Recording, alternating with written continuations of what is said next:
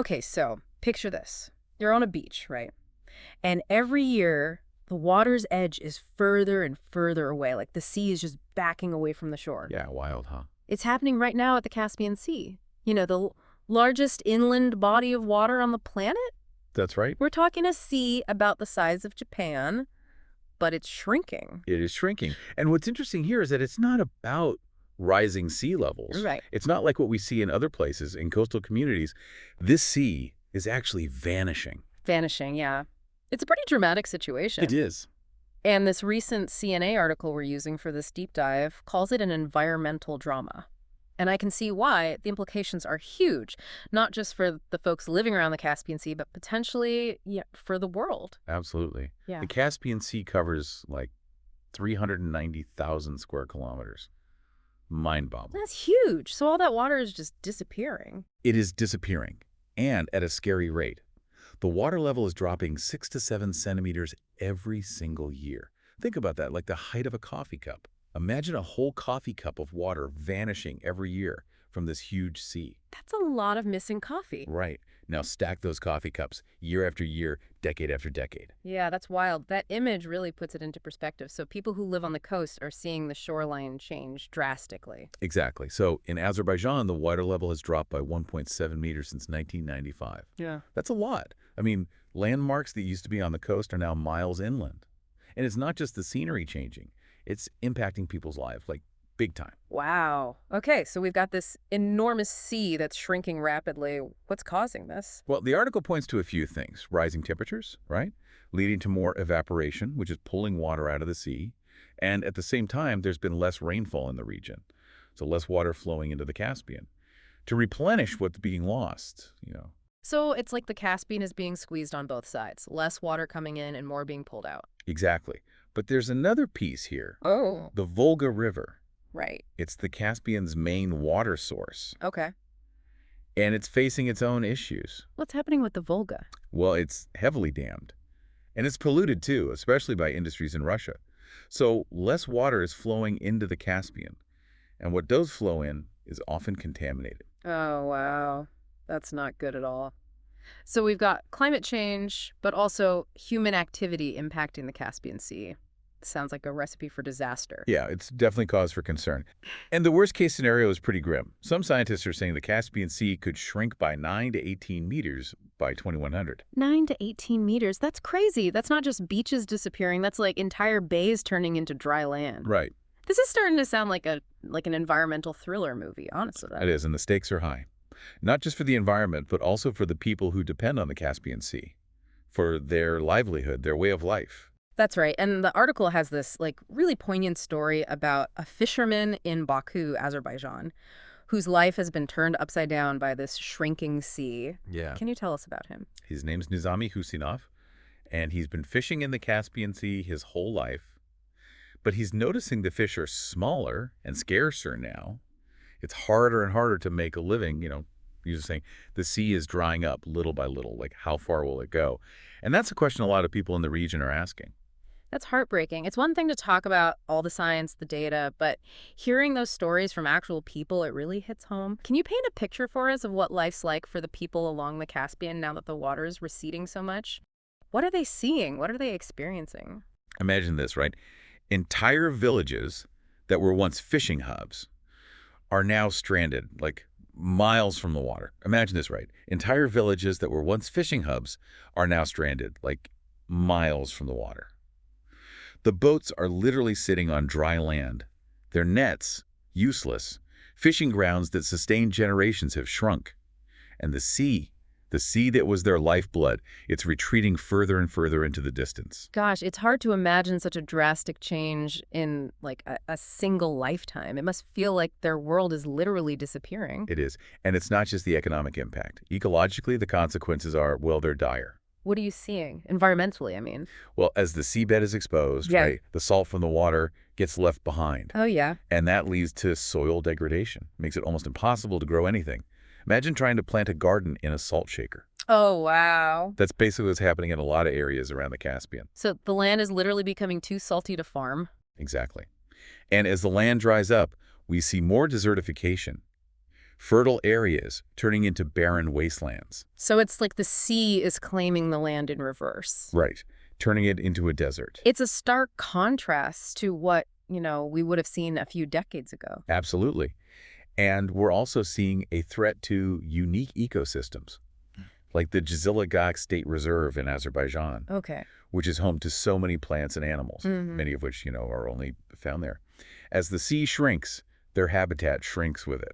It's like watching an environmental disaster unfold in slow motion. It is.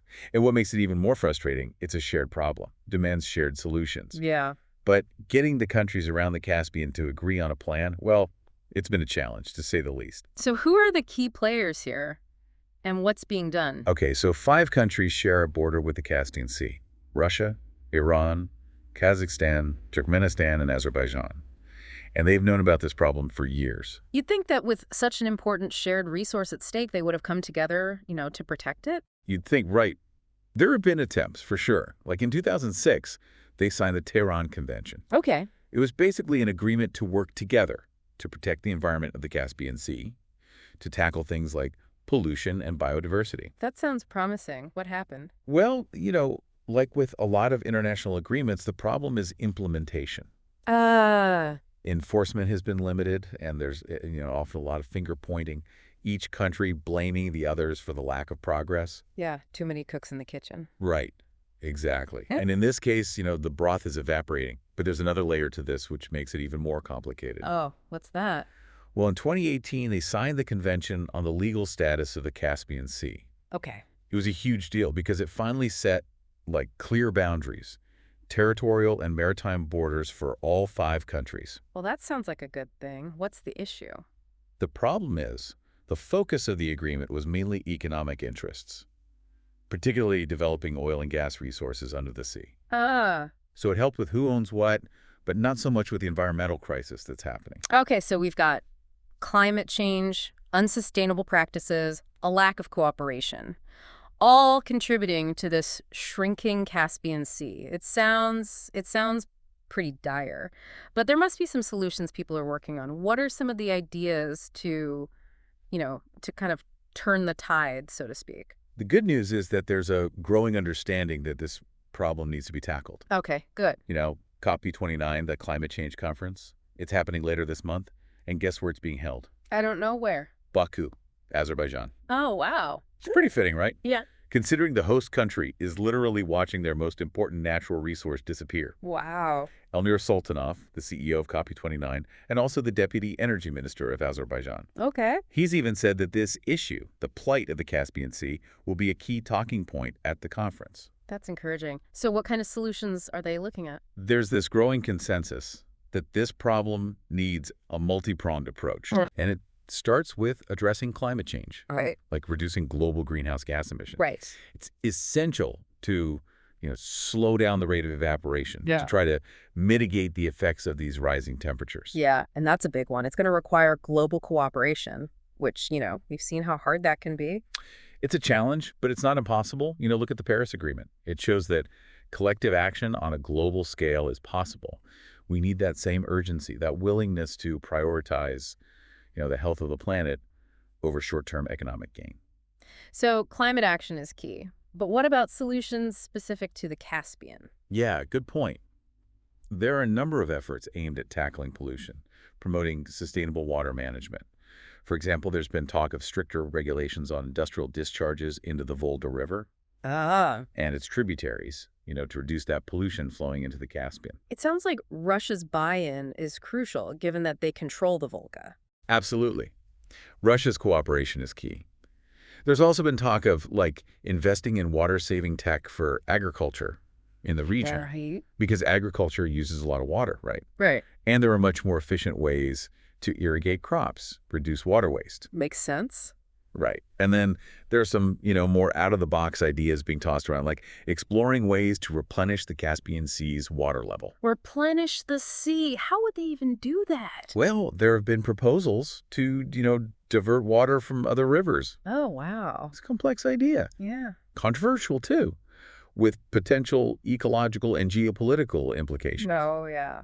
but it shows you the concern, right? It does. And the lengths they're willing to go Mhm. to try and save the Caspian Sea. Wow. There are no easy answers, are there? But doing nothing is clearly not an option. No. I'm curious, for folks like us who don't live near the Caspian Sea, what can we do? It all feels a bit overwhelming. It can, but, even small actions can help.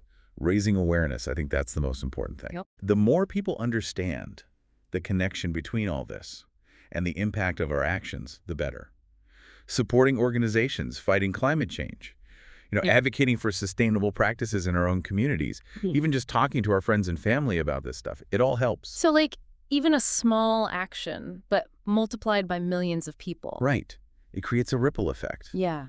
And maybe the most important thing is to stay informed, to engage in these conversations, and hold our leaders accountable for making the tough decisions, Right. to protect our planet. We can all be part of the solution. A call to action for all of us. The shrinking Caspian Sea. It's a stark reminder that we need to act, and act now. What's interesting to me is that this isn't just an environmental issue. It's Yeah. also a human rights issue. Oh, that's an interesting perspective. Yeah, I mean, the people who live around the Caspian, they're facing threats to their livelihoods, access to clean water. Yeah. Even their cultural heritage is being impacted as the sea recedes. It's impacting their human rights. You're right. That fisherman we talked about earlier, Nizami, he's a perfect example. His ability to support his family, his way of life, it's threatened by this shrinking sea. Yeah. And it's not just him, it's countless others, their homes, communities. Their way of life is being eroded by this. It's a reminder that climate change isn't just about, melting glaciers and rising sea levels. Yeah. It's about real people Absolutely. and how it's affecting them. Right. And it raises some important questions about climate justice Mm-hmm. and responsibility. Yeah. The people around the Caspian Sea, they didn't cause this problem, Yeah. but they're the ones who are paying the price. That's right. It highlights how connected environmental issues are to social justice. We can't talk about one without the other. Exactly. We can't talk about climate change without talking about its impact on people, Mm. especially, vulnerable communities who are often the least responsible, but the most affected by it. So what does this all mean looking ahead? Yeah. If we connect this back to the bigger picture, what can we learn from the Caspian Sea? I think the Caspian Sea's story is a cautionary tale. It's a reminder that climate change isn't some future threat. It's happening right now. And it has real consequences. It also highlights the need for us to all work together. If we don't learn from this, if we don't address these challenges, we're just going to repeat the same mistakes on a larger scale. Yeah, it's a reminder of what's at stake. It is. What's your final thought? Something for our listeners to think about. Think about this. The Caspian Sea, this vast, ancient body of water, is shrinking. What will it take for us to really wake up and see the magnitude of what we're facing? What role will each of us play in shaping the future? Those are the questions I would leave you with. Yeah, some heavy stuff to ponder for sure. Definitely makes you think. It's a reminder that we all have a part to play in this. That's what these deep dives are all about, right? Getting us thinking about these complex issues, sparking conversations that lead to, well, hopefully some action. Exactly. The shrinking Caspian Sea might seem like a problem that's like way over there, but it's a microcosm of these challenges we face globally. Climate change, unsustainable practices, the struggle to cooperate internationally. It's a story that everyone should be able to connect with, no matter where they live. Right. And we've covered so much in this deep dive. Yeah. The science behind, why the sea is shrinking, the devastating impact on communities, and the potential solutions people are talking about. But before we wrap up, I'm curious what stood out to you. What's the, one thing you really hope our listeners take away from this? For me, it's the urgency. Uh, The Caspian Sea is shrinking fast. Yeah.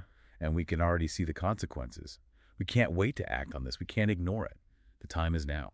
I couldn't agree more. It's a powerful reminder that we're all connected and the choices we're making today will shape the future. Well, thank you so much for walking us through all this. It's been eye-opening, a bit unsettling, honestly, but also kind of inspiring, I guess. It's been my pleasure. And remember, even though this might seem like a world away, the lessons here about understanding the science, the human impact, the need to work together, those apply to so many other challenges we face. As a global community, I mean. Right. So let's use this to, start conversations, inspire action, and work together to make the world, more sustainable, more just. Thanks for joining us on Deep Dive. Until next time, keep exploring, keep questioning, keep learning.